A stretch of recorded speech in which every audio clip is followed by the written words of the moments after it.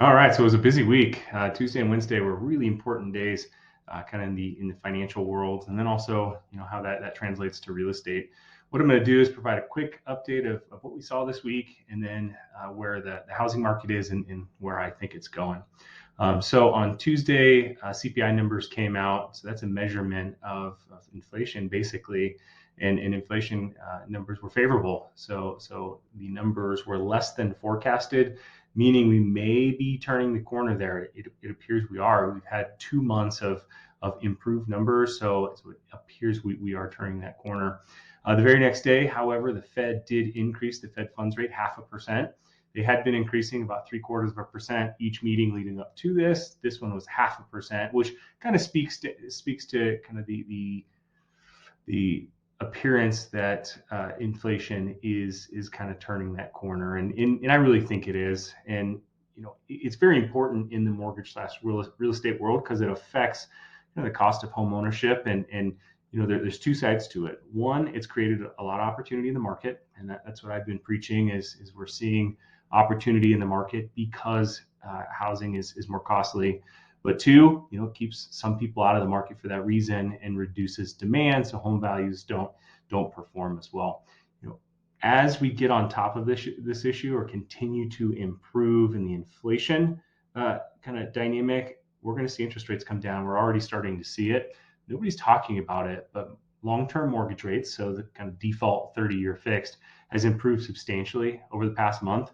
And it is a bit counterintuitive. You hear the Fed is raising rates. You'd assume the cost of borrowing gets more expensive, and some type of debt does get more expensive to access. However, mortgage rates, like the fact that the Fed is being more aggressive, getting top of inflation and creating an environment where we're going to have to create more demand here eventually, and rates are kind of getting to that point.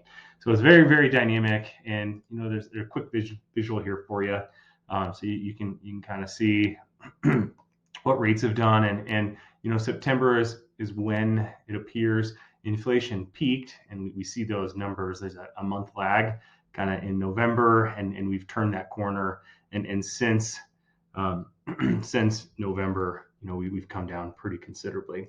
So what does this mean, and where are we going? So in my opinion, we're still in that window of opportunity where the market is pretty sleepy. That's seasonal, but it's also this transitory effect of going from a very high rate environment and kind of coming down and that in between in there.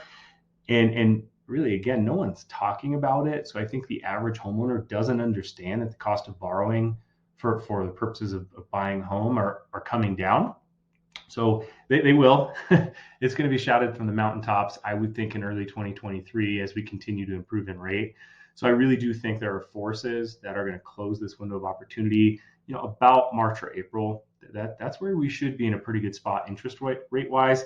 And I believe, the additional layer of seasonal factors will create a pretty busy buying season.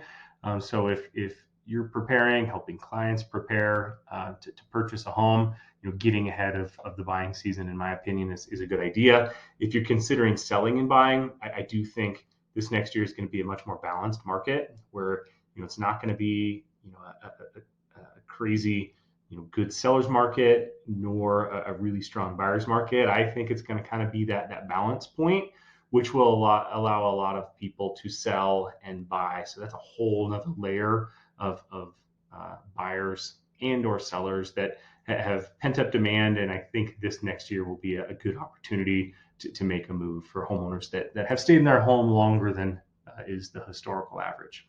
Michael Shotnik with Sierra Pacific Mortgage, here to help. Anything real estate mortgage related, feel free to give me a call or shoot me an email. Thank you.